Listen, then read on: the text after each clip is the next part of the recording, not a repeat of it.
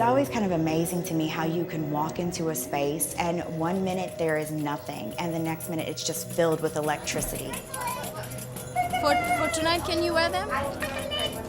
Okay. Can you tell me what time it is? I gotta go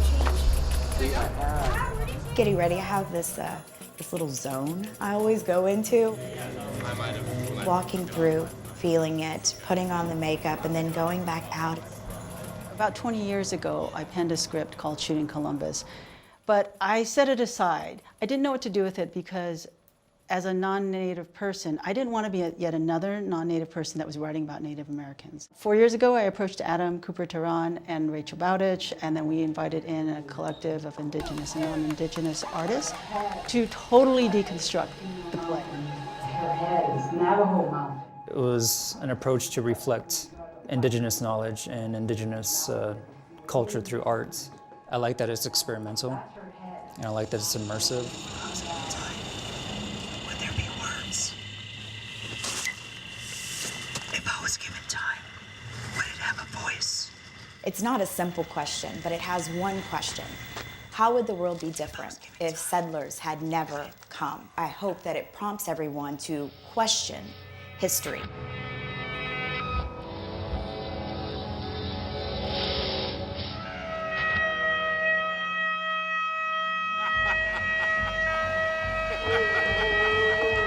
The play is structured as a performance where the audience is experiencing theater, movement, video projection over the body.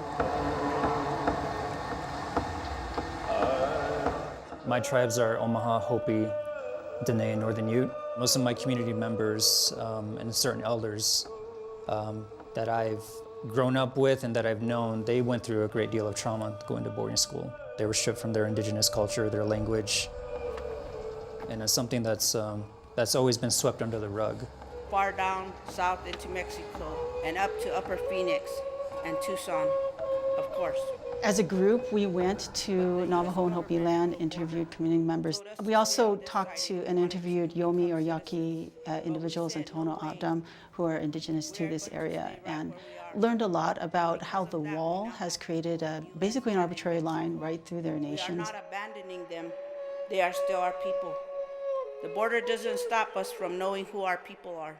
I grew up pretty much, dancing in ceremonial powwows, which my family got me into as a young kid.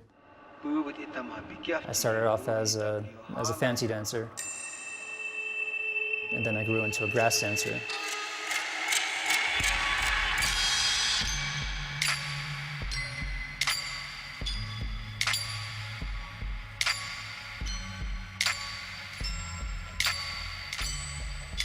If you're an artist, you want to utilize where you come from. I am Cherokee, in part, but have spent most of my life very disconnected from that. At first, learning the sounds of the Tohono O'odham will be difficult, but you have the best teacher in the world. One of the scenes that really resonates with me is the moment where the two children, they meet their grandmother in the past.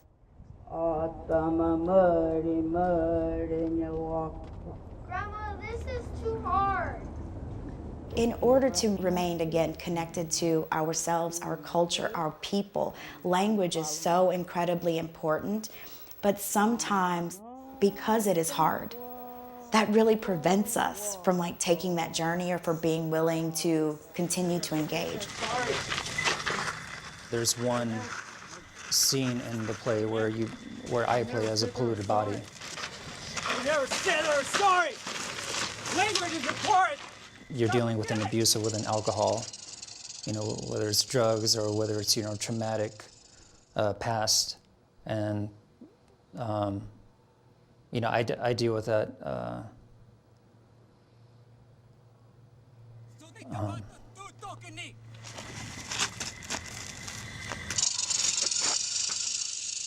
The past that I've been through was not so pretty. If I was given time, would there be words?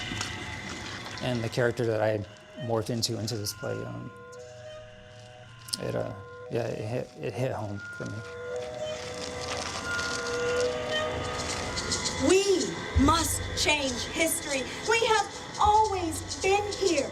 The past is only ever the past, and we've completely learned from it, and so therefore we have changed something. The past is always the present as long as we continue to allow individuals to be marginalized, to be divided, to be pushed away, to be hidden in corners.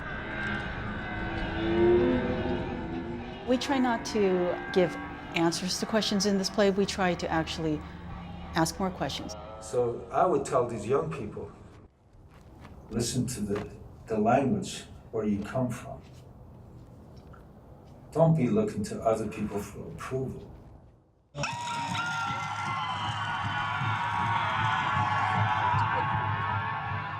I hope not that folks will try to somehow change the past.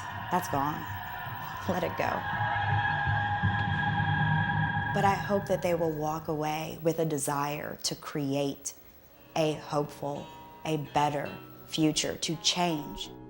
They came through a big flood and a reed into this new world. And when they emerged, they didn't know how to live with one another. Especially with everything that's going on today, I want people to know that, it's our ceremonial gatherings are connected through Earth. It's not mythology. And in time, people ask, how should we live here? Indigenous culture and our ceremonial gatherings are important. Our language is important.